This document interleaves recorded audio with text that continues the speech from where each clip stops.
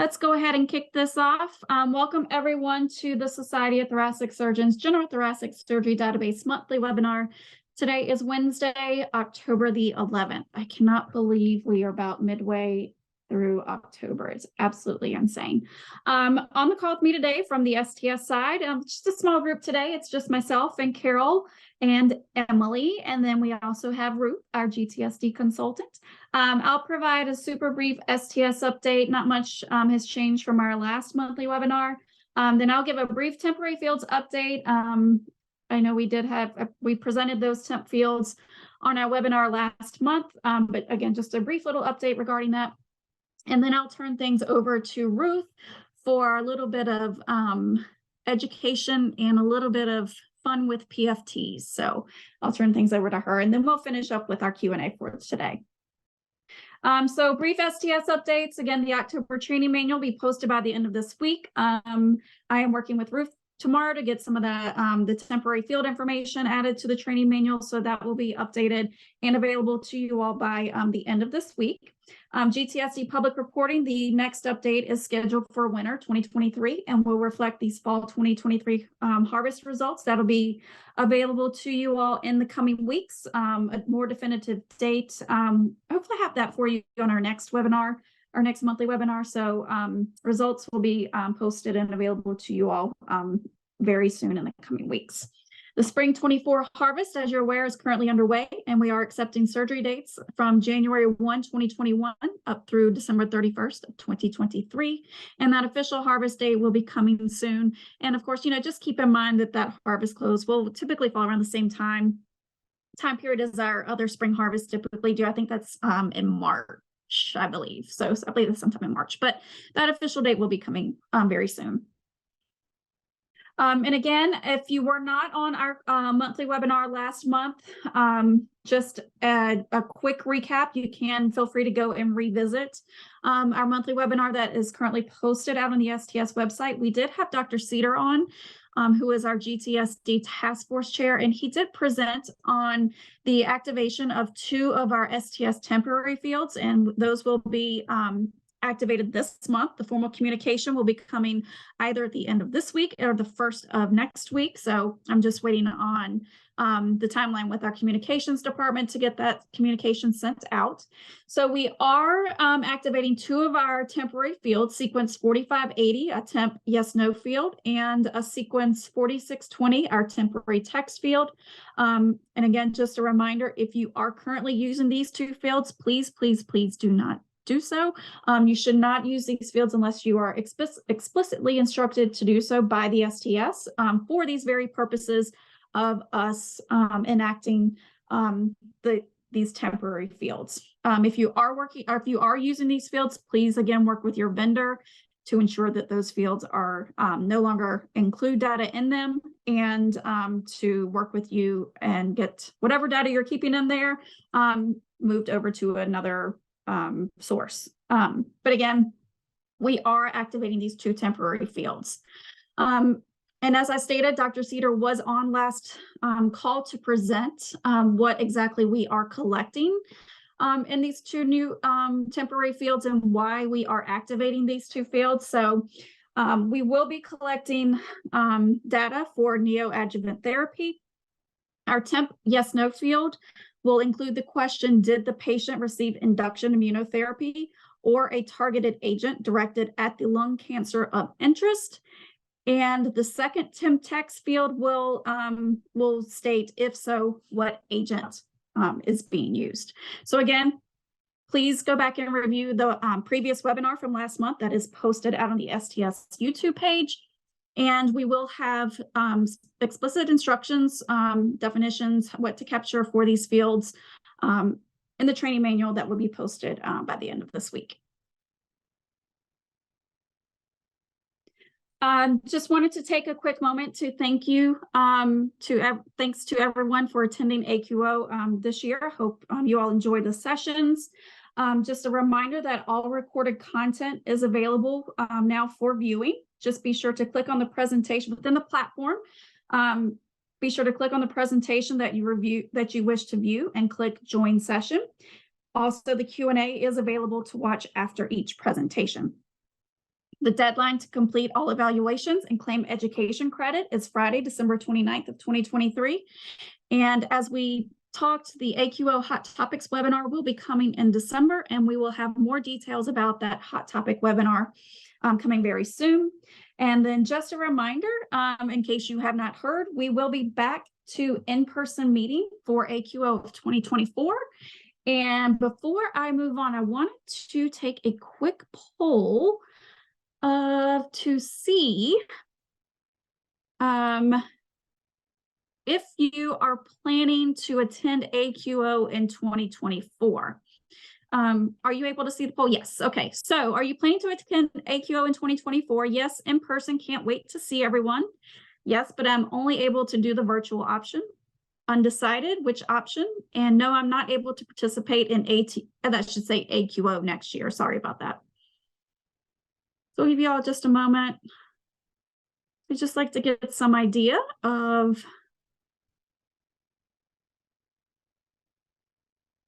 what hopefully people will be able to join in person. We have not released the location for AQO 2024. Where contracts are still being signed. So as soon as we know more information or have everything signed, sealed, packaged up, we'll announce the date, the location for AQO of 2024. Super excited. Let's see. Okay, so I'm going to go ahead and end the poll and share the results. So Carol, Emily, I think Emily's on as well. So it looks like we have about right now 21% yes in person. Can't wait to see you all, and 32% saying they can only do a virtual option. And we have about 28% undecided, and 15 out of our 81 are not able to participate in AQO next year. So thank you guys for completing that poll. We'll be sure to share that with our meetings team and our AQO team. So again, thank you. And we are looking forward to having you all at AQO 2024. All right. That's all I had for my STS update. So now I'm going to turn things over to Ruth so she can do some education on PFTs.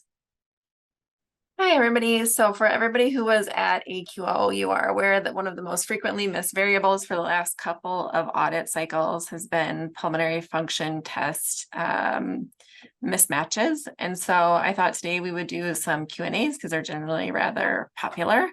And so we will go ahead and jump into some PFT Q&A.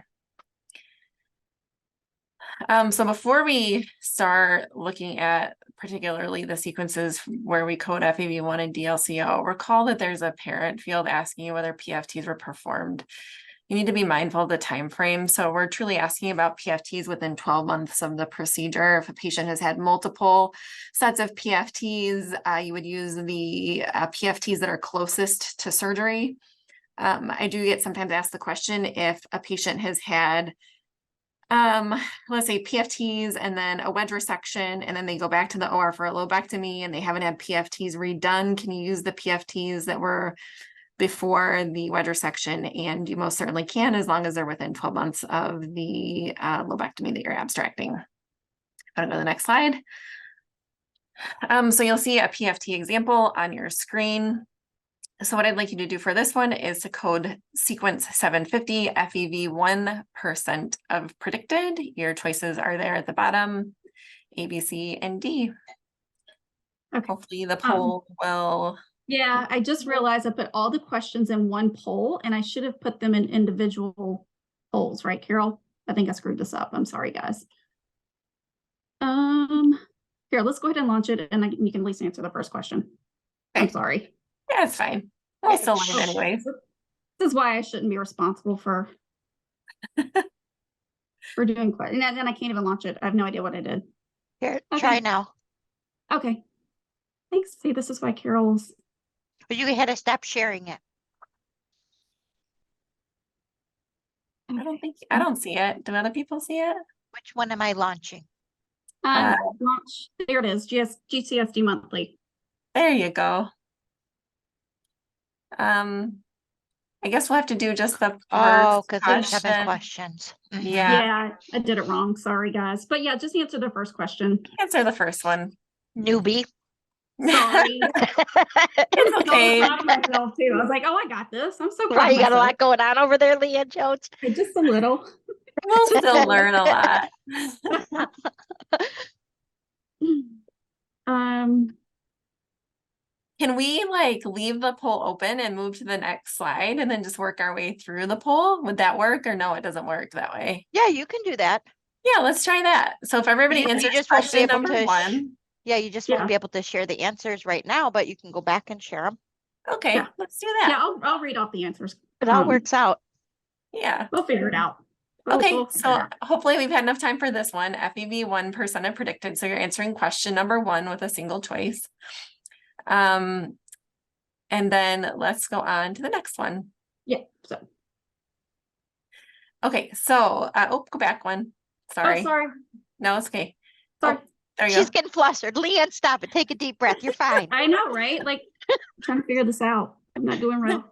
You're doing fine. Again, just a reminder that for FEV 1% of predicted, you're not going to use values obtained more than 12 months prior to surgery, and you're going to choose the highest value that's reported for percent predicted, whether or not a bronchodilator was used. So there's going to be a couple of these. If you answered the first one wrong, remember, you're going to use the highest value reported for percent of predicted, whether or not a bronchodilator was used. And I didn't put the dates on all of these PFTs, so they all were within 12 months. So we're just going to make that assumption. Okay, if you want to go to the next slide, we've got a DLCO question. Okay, so now on your screen is the DLCO for the same patient, and you're going to code sequence 781, which is DLCO predicted low. And I didn't copy and paste the training manual here. This is a test of your memory of the training manual. I think we've all abstracted so many PFTs at this point that we have some reference points. I'll let a few more seconds go by and then we'll go to the next slide.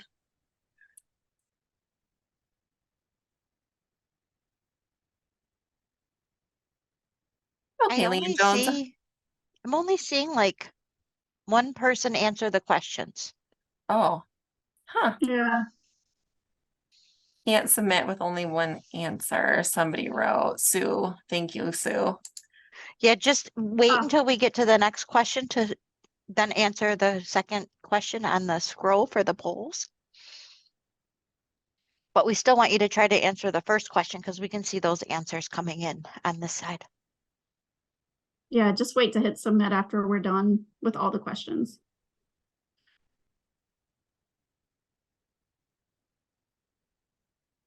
All right.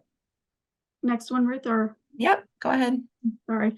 I was so proud of myself before we got started today. That's all right. This is great. I'm still proud of you, learning. Leanne Jones. Okay, so a reminder from the training manual on sequence 781, sorry, for DLCO predicted low, there's a couple of FAQs that have been added to the training manual. So you're going to remember to round to the nearest whole integer at entry. And then you can use DLCO_SB or DLCO_VA as long as they're uncorrected values. You can use DLCO like parentheses UNC for uncorrected, which is how mine look. And then the latest update to the training manual is that you can also use KCO for that DLCO value. They're all equivalent values. Okay, next slide. So this is the next polling question. This is a different set of PFTs. What would you select for FEV 1% of predicted for this patient? This is question number 3 on the form.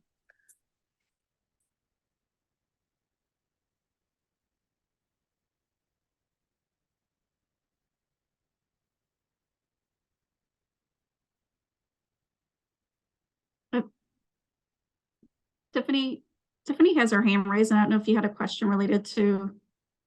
Hi, Tiffany. Hi. No, I don't. I'm sorry. Okay, no, it's better, right? But it's good to hear your voice.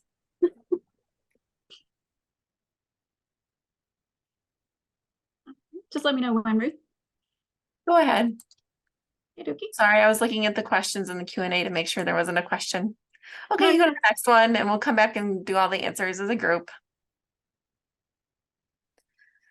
This is DLCO predicted low sequence 781, a different, same patient, different part of the report. How would you abstract sequence 781 DLCO predicted low? Your choices are below, A, B, C, D. This is question number 4. Yes.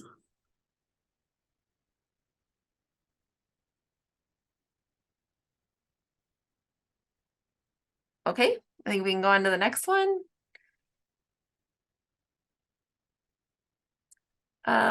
Okay, another PFT. This one's a little bit more complicated. You'll see that this patient has both pre and post bronchodilator values on their PFT report.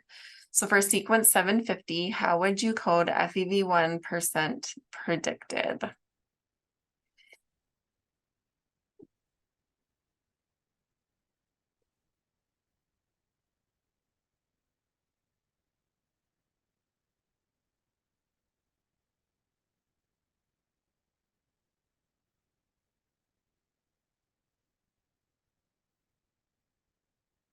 Okay, I'm gonna go on to the next slide, which is actually gonna give us the answer for this one, which is 104, and it's gonna go through the math. So if you look here, I guess in order for this to work, I think let's just go back on this one, Leanne.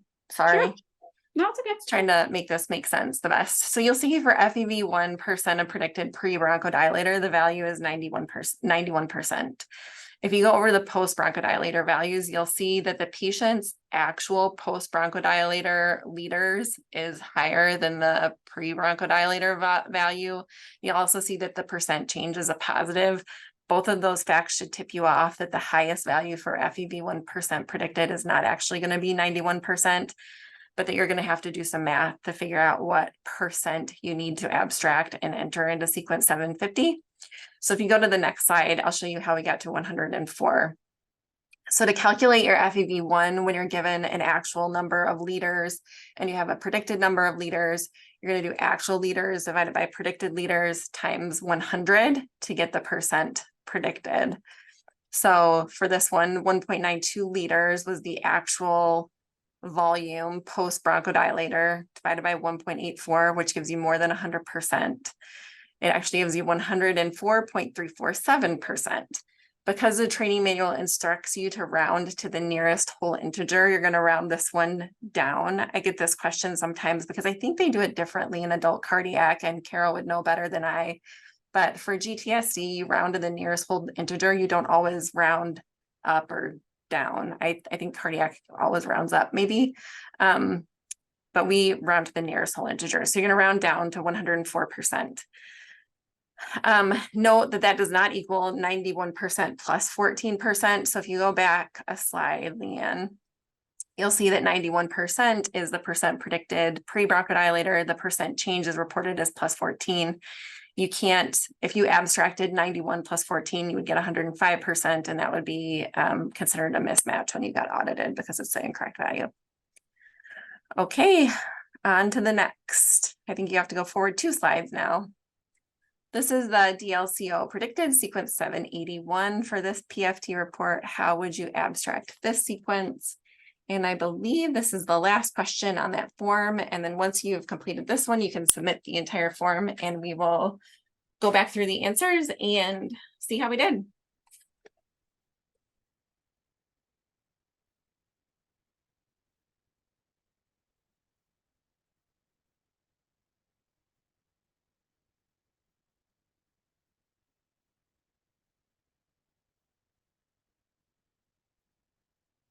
Okay. Oh, let it keep going. Oh, what? Let it keep going. We only have 7 of 94 participants submitting their answers. Okay. I can't make Ruth, Leanne, you might want to make Ruth co-host so she can see that. Sorry. Yeah, sorry. Guess I I'll can't do it because I'm co-host. You're in charge. Scary.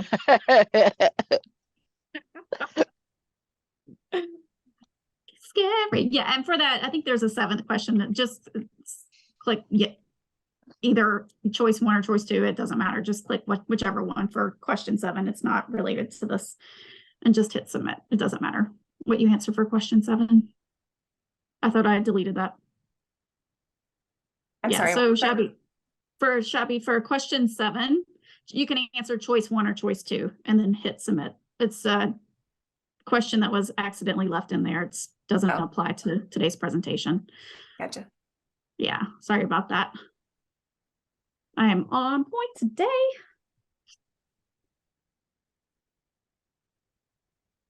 Elizabeth And says Beth, submit button is grayed out. yeah, I think it has to do with that last question, Okay. untitled question number 7. Just answer choice 1 or choice 2. It doesn't matter.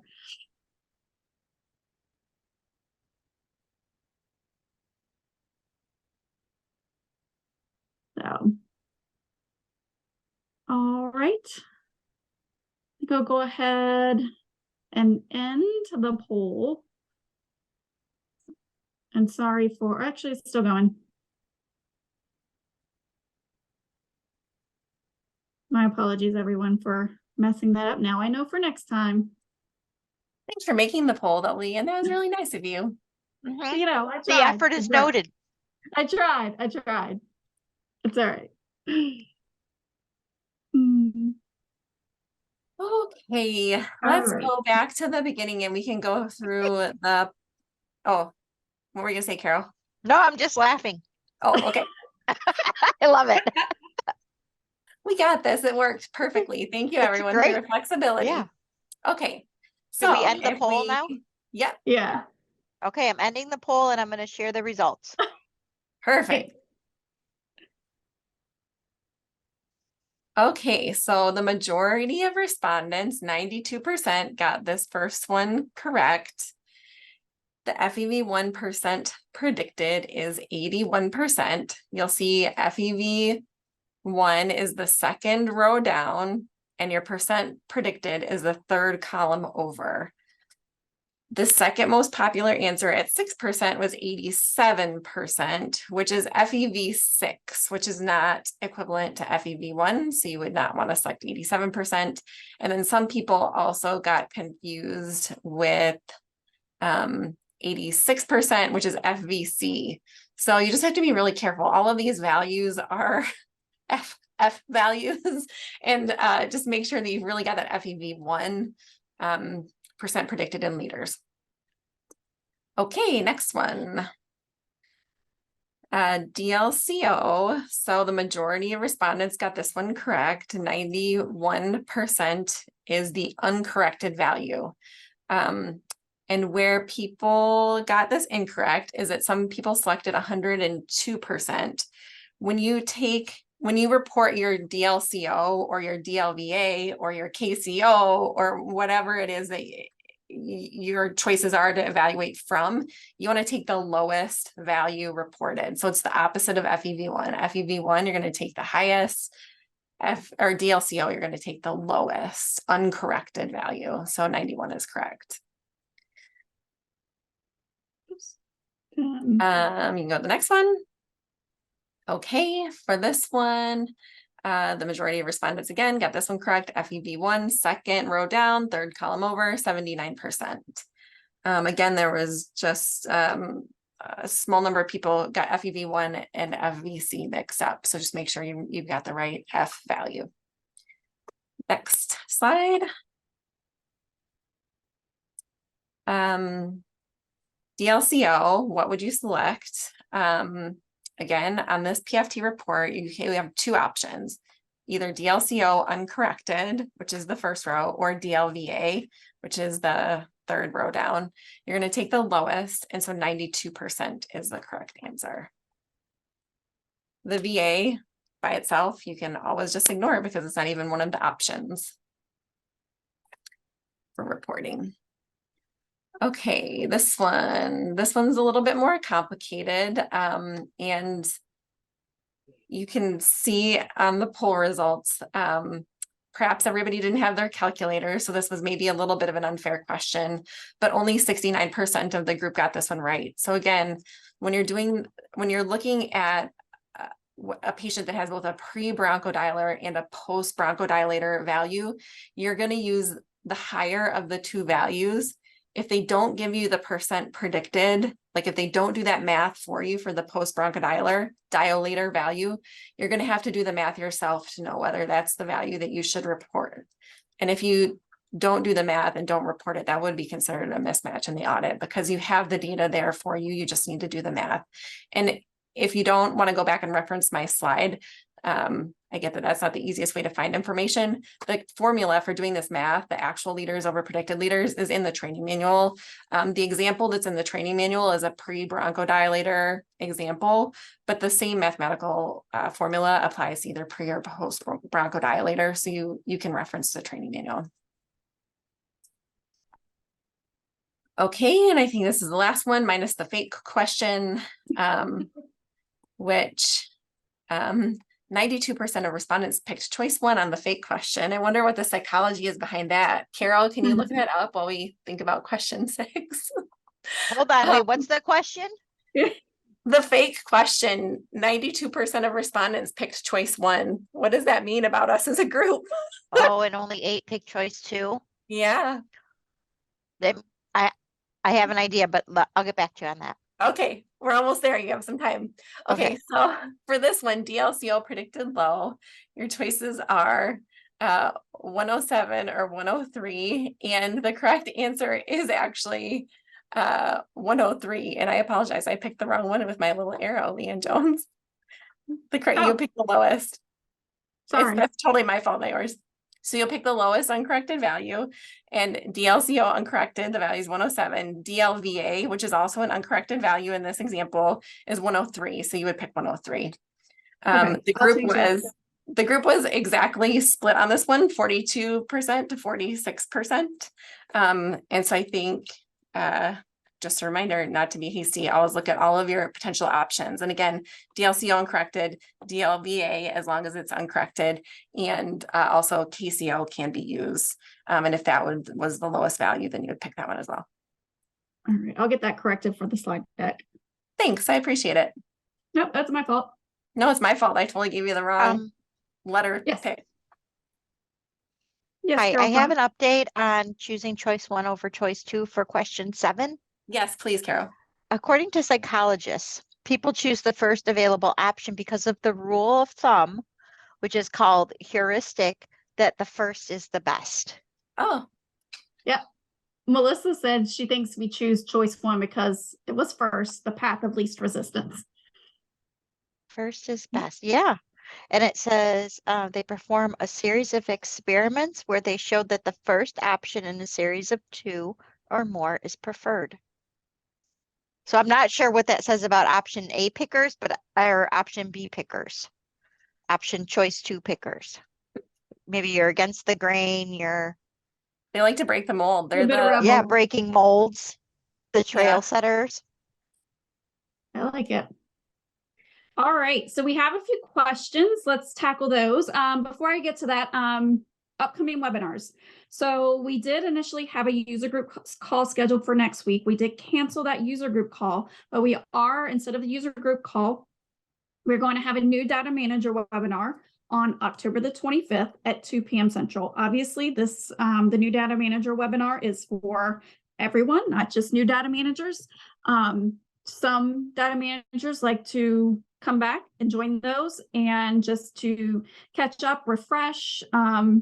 So anyone is welcome to join the new data manager webinar. If you are a new data manager and you're not able to make that October 25th webinar, it will be recorded and posted out on the STS website and YouTube page for review at your convenience. And then we'll pick up with our next monthly webinar on November the 8th at 1:30 Central. So next we have some questions. So let's go ahead and answer those.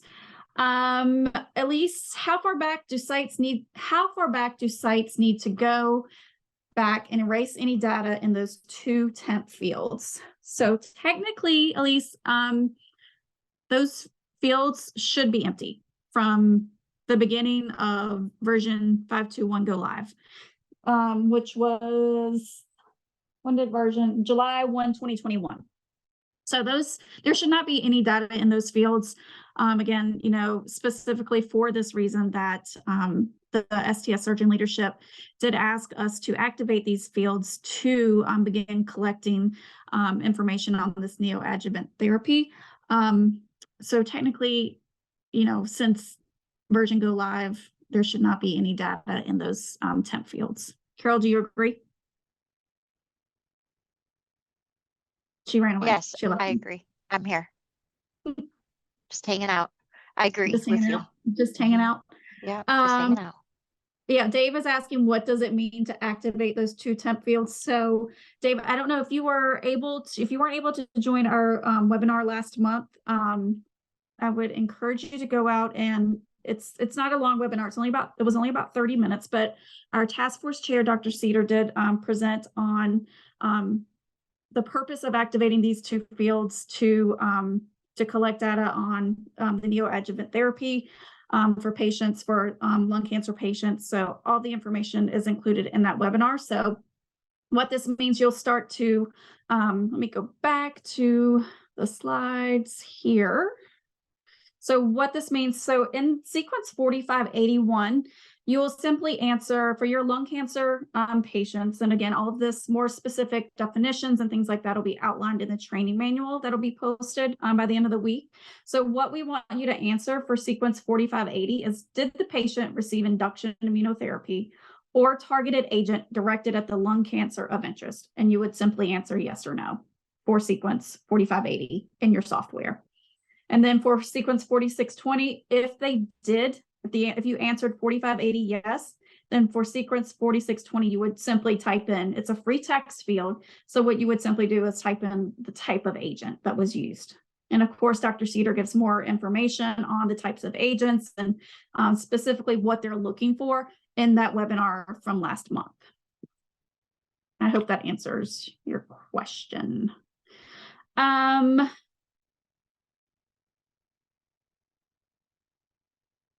Okay, yep, you're welcome.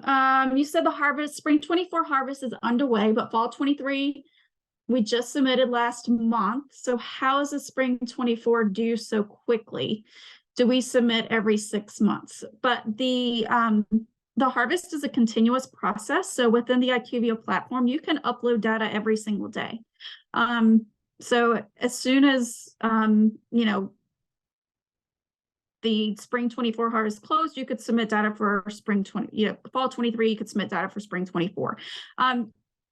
When the harvest closes, we'll take a snapshot of the data the day harvest closes that's in the data warehouse. So it's a continuous harvest, not like the days at DCRI where you had like a certain window of time, like 2-3 weeks of when you could submit. If with the continuous submission process, you can submit data every single day. So if you would like, if you're new to this process, if you want, just shoot me an email, Dave, and I can walk you through the process. And we'll talk about this on our new data manager webinar next week as well. But if you have specific questions about the harvesting process and things like that, feel free to reach out to me directly, and I'm happy to meet with you. And again, Ruth and I will cover that on our new data manager in more detail next week.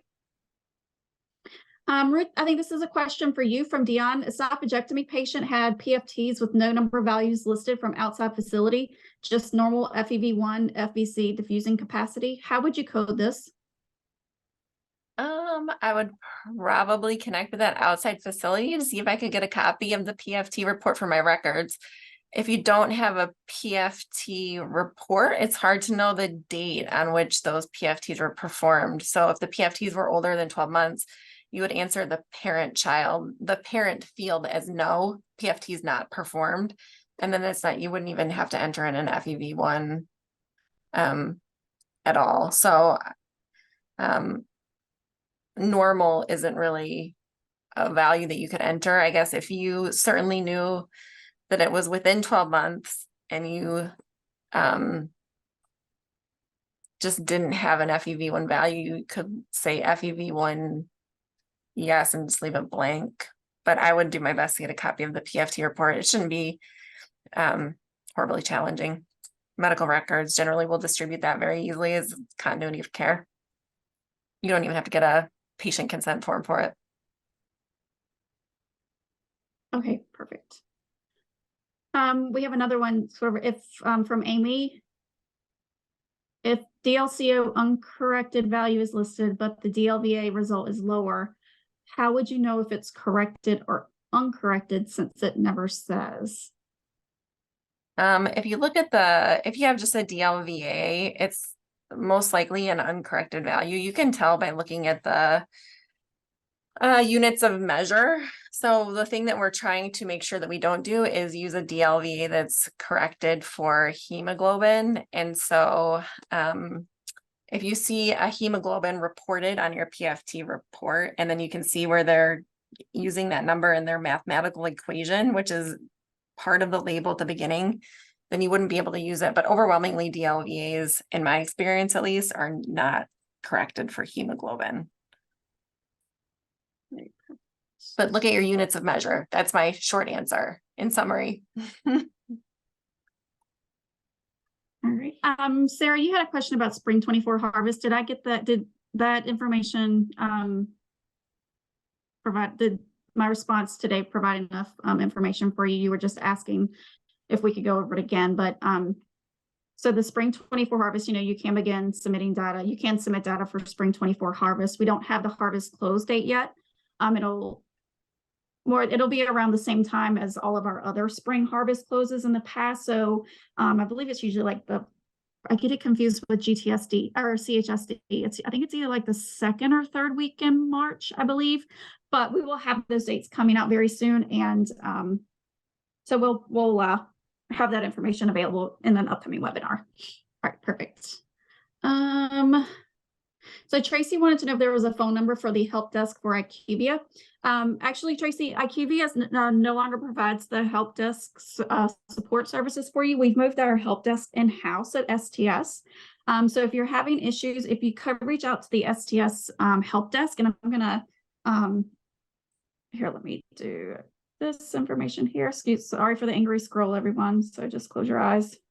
Help desk support is located here via the STS. So if you could email stsdb_helpdesk@sts.org, and they can be of assistance to you, Tracy. All right, so There's one question that Emily answered in the chat, and I just want to make sure that everybody saw the answer. So Tammy asked a really great question, which was, how do we access the AQO platform to continue our studies? There was so much great content at AQO, and I know it's a long day, so if you had to like hop out and then hop back in, all of the sessions are available on the AQO virtual meeting platform, and Emily put the link to that in the chat, or the Q&A, I'm sorry, it's in the Q&A under answered. And so you can use that link to find the talk that you either missed or that was really helpful and you want to go back and listen to again. Yeah, and I'm gonna put it in the chat here as well. So there's the, I put it in the chat so everyone can, if you want, you can just copy and paste it from the chat. So it's available there as well.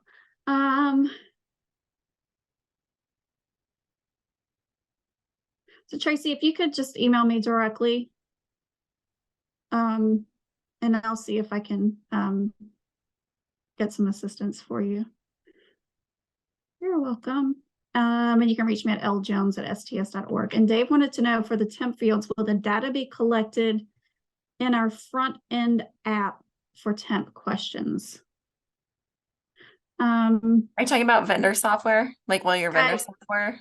I think so. To be honest, Dave, I've never seen the vendor software packages, so I'm assuming it would be in your front end app. I'm sorry, I'm not familiar with the vendor software. I would check with your specific vendor, Dave. They're going to have the best response for you. Yeah. Because if you're wanting to query the data, they would be able to tell you how you could query it in your software. Oh, great point, Ruth. Okie dokie. All right, and just a reminder, our new upcoming webinars, the new data manager webinar, October 25th, and then our monthly webinar, November 8th at 1:30 Central. And again, all of that AQ content is available out for you to review. Be sure and complete those surveys and the feedback. So please complete this feedback. We use that feedback to plan for our next year's AQO. So any positive, negative feedback we welcome, topic ideas, again, please provide that feedback for us so we can help start planning a AQO session for 2024 and make sure we have all the content and we're giving you the content and education that you all want and need. So again, we appreciate any and all feedback from our AQO this year. Anything else, Ruth or Carol or Emily, that you wanted to share? Looks like we're not having any additional questions come in. So we can give some people back 15 minutes of their day if they wish, or yeah, 15 minutes of their day back if they wish. I'll take 15 minutes back. No, I don't have anything. Great webinar, Leanne and Ruth. Thanks for All right, doing the everyone. polling questions, Leanne. Yeah, sorry I screwed them up. I'll be better next time, I promise. Now No, I know. it's great. It's Thank you. learning. No, All right, everyone. it was perfect. Hope you guys have a great day, great afternoon. And again, please feel free to reach out if you have any additional questions.